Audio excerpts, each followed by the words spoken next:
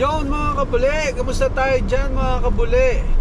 Ito mga kabuli, papasok tayo ngayon sa gabi.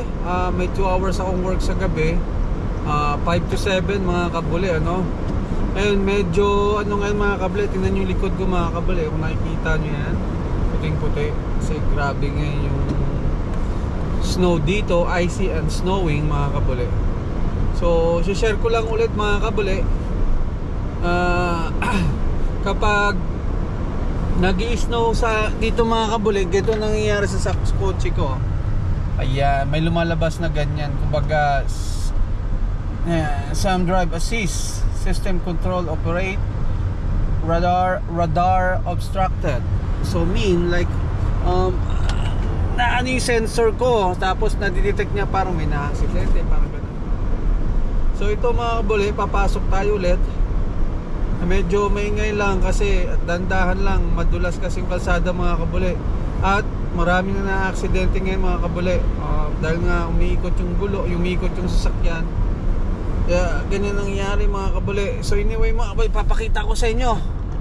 Ito na siya mga kabuli, para makita nyo rin yung harapan namin mga kabuli, paano mag-drive sa snow. Kaya maganda rito mga kabuli kapag 4-wheel drive yung mga sasakyan mo. Yan, yan the best.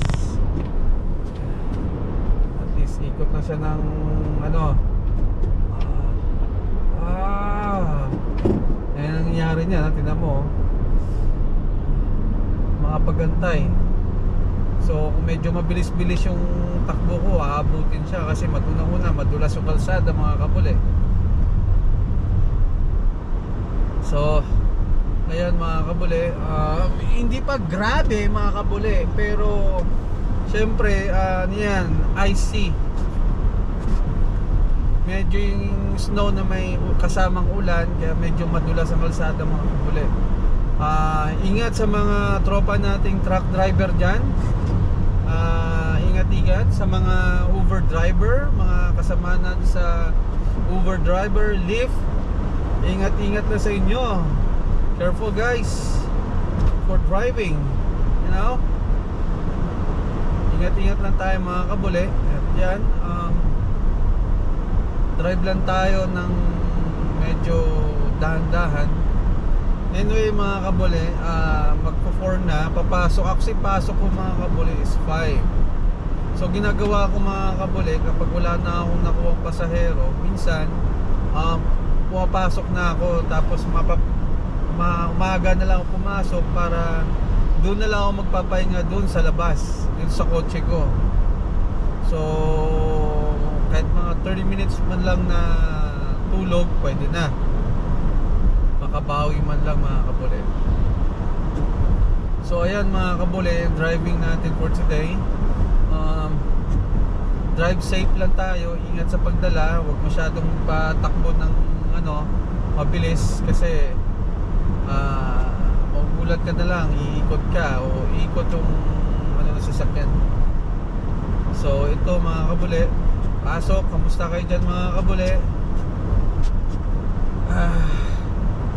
Ano muna tayo sa pagluto, alternate lang natin, luto, outdoor, luto, outdoor muna tayo mga kabuli.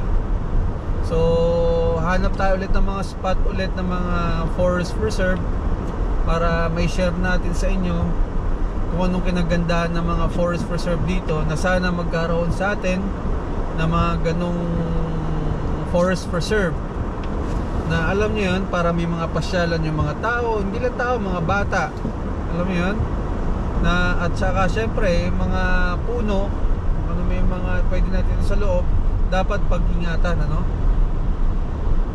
Sana ganyan sa atin mga kabuli, sana magkakaroon tayo ng mga forest preserve. Actually sabi ko nga noon na kung naalala niyo, kung alam niyo yung Olongapo na may forest preserve, kasi dating naka-base dyan, I don't know today kung naka-base pa rin ng mga Amerikano dyan sa atin. So doon sa loob ng Olongapo, sa base, meron doon na forest preserve, na bawal magputol ng mga punong kahoy, kahit anong bagay, o kaya may mga hayop din sa loob na mga nilagay na bawal din na hulihin. Like alam ko dami doon unggoy. Isa nga nakikita mo sa kalsada eh. Alam mo yan? So napaparami kasi bawal silang kunin. Alam mo yan, pati mga puno kapag nakita dyan, may mga nakatumba mga puno na bawal kunin talaga. Saka kapag kinuha, kapag pumutol ka doon, alam ko magkakaroon ka ng fine eh. Magbabayad ka o kakasuhan ka ng ano, siguro mga first attempt, mga first offense siguro, hayaan ka lang, pero second or third siguro doon ka na mayayari. Yeah. Kaya mga kabulit, tingnan nyo naman, actually hindi pa to, wala pa yan mga kabulit. Pero kung walang tigil ang snow mga kabulit, grabe yan, tataas din yan. Nakita nyo naman kung ano, di ba? Yeah, sabi ko nga, sa mga tropa natin dyan, mga driver, ingat-ingat. Alam mo yun, para iwas lahat disgrasya o iwas sa mga disgrasya. Alam mo yun? Yan mga kabuli. Ayun, balik tayo mga kabuli para magkakita rin tayo. Ayun mga kabuli. Ayun, drive lang tayo. Ito, pasok tayo mga kabuli. Kamusta kayo dyan mga kabuli? After for how many months din tayo hindi rin nakapag-video. So mga pangilan-ilan pa lang to mga kabuli. After Christmas, doon pa lang ako nag-start mag-video o mag-upload ng video natin na pagbabalik ni kabuli, no? Ito mga kabuli, pasok na. Sabi ko nga nung nakaraan, ang pasok ko lang dito 2 hours sa umaga at 2 hours sa gabi. So ito yun, nung nag-upload ako nito nakaraan, nag-ano rin ako sa umaga yun, morning work yun, 10 to 12 ako noon. Tapos ngayon 5 to 7 mga kabuli. So ito, papasok na tayo. Maaga lang tayo pumapasok mga kabuli kasi nagpapahinga ako dun sa labas ng bahay nung boss ko. Although nung nalaman niya nagpapahinga ako dun mga kabuli, lagi niya ako in-offer na why not go upstairs.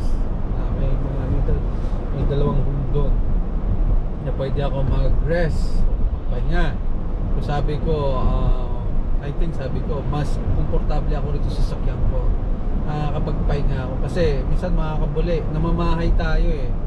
Hindi tayo makakapagpahinga o nakakatulog kagad kasi hindi natin, alam mo yun, namamahay tayo. Ibig sabihin, hindi ka komportable. So meron kasi tayo minsan na tulog ka sa bahay, komportable ka sa bahay. Ilang minuto lang tulog ka na. So in-offer naman sa akin yun, pero sabi ko mas komportable ako rito sa sakyan ko kasi okay naman ito mga kabuli. Medyo maluwag to, like this sa Odyssey, dyan ako natutulog. Na-slide dyan mga kabuli. So walang problema yan. Na-slide ko at napapahaba ako yung ito na nafu-fold lahat yan. So napakadali. So anyway mga kabuli, ayun lang. Drive safe lang tayo going to work. So ito lang yung routine ko mga kabuli kapag wala akong niluluto. Minsan nag-Uber lang ako, nagda-drive para dagdag income. Alam niyo yan mga kabuli, trabaho lang mga kabuli.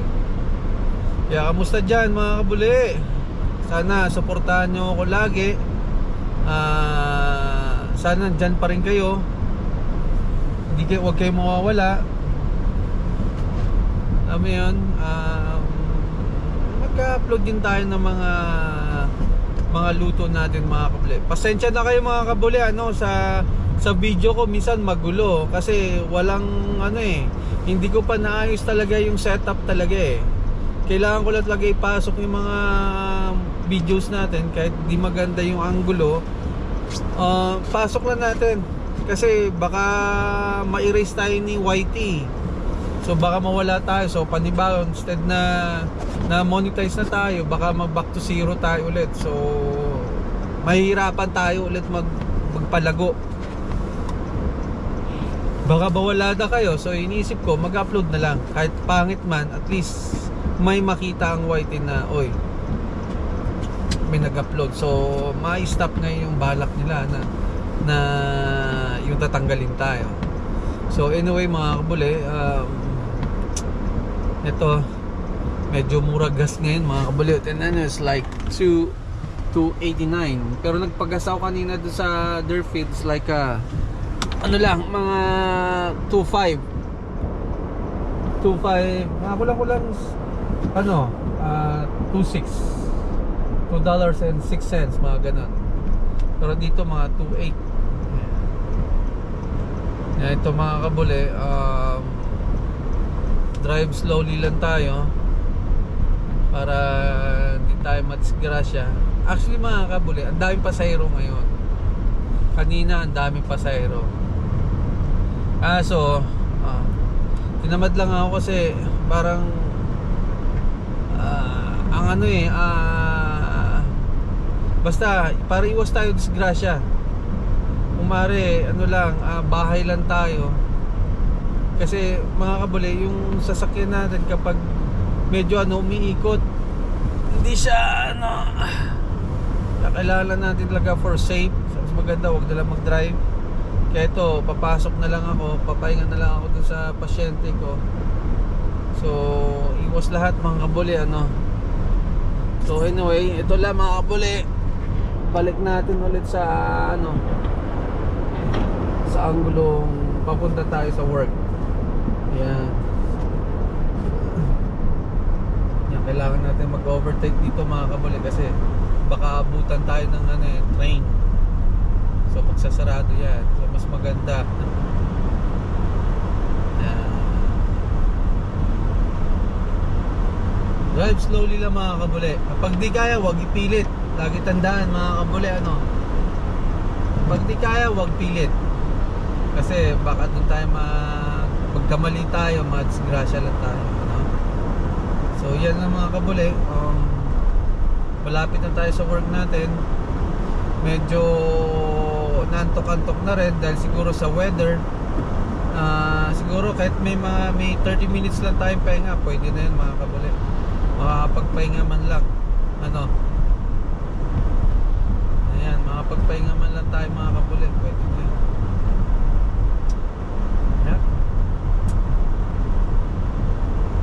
Yan mga kabuli, kung ano naman yung kalsada. Nakakantok. Nakakantok mga kabuli. Yan lang mga kabuli. Lakad na tayo ng lakad. Trabaho lang. Although putol yung pasok ko mga kabuli, pero maganda naman ang bigay sa akin. Tsaka yung pasyente ko napakabait. Wala akong masabi mga kabuli. Itong pamilya na to, wala akong masabi. Tinuturing kang anak. Hindi ka tinuturing iba. Tinuturing kang anak nila na although iba, marami kami. Parang ampon. May second home na ito yung pangalawang bahay namin na tinatawag. Saka napakabait ng pasyente ko. Wala akong masabi. Pasalamat ako. I'm blessed mga kabulit na binigay sa akin to. Kasi mahirap maghanap ng pasyente na ganito ka sobrang bait. Mahirap maghanap. So hindi ko to papakulan mga kabuli. Naghahanap ako ng trabaho sa gabi, like matutulog ka na lang trabaho ka, pero yung alam yung gigising ka lang para magpapaihi, ganon. Dahil ko mga kabuli, para pagising mo pasok kagad, diretso ka ng trabaho.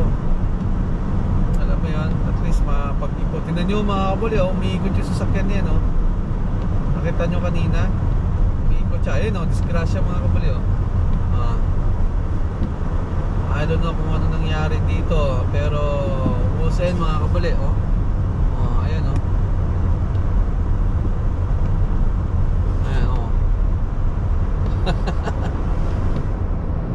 bumaba yung yung niya, yung sa bubong niya dito. Siguro pag preno niya, lahat ng snow na sa bubong niya bumaba, napunta lahat sa windshield niya. Kaya yun, hindi siya makakita. So ginawa niya, tama yun, huminto siya para matanggal lang yung mga snow sa harapan ng salamin niya. So yan mga kabuli, malapit na tayo. Yan, tignan nyo naman mga kabuli, oh. Mamaya mga kabuli, kaya bukas hahanap ako ng meron dito napuntahan na rin natin na forest reserve. So pupuntahan natin bukas mga kabuli.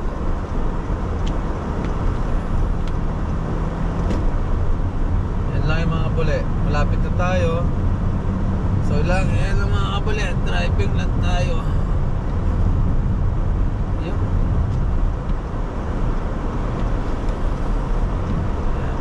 Ito, yan, papasok na tayo rito sa work ko mga kabuli. Yan. Oops. Yun, dumudulas mga kabuli, nakita nyo? Dumudulas. Ayan, pasok.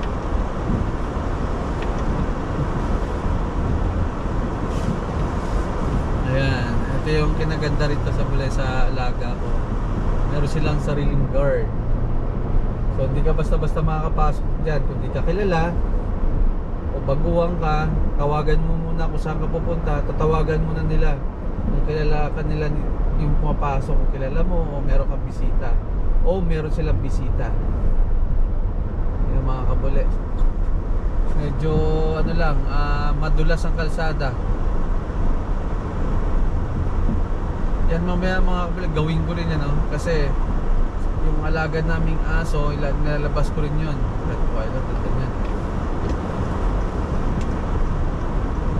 Yung kapal niya mga kabuli, ay. Dito tayo mga kabuli, na yung snow. Snow!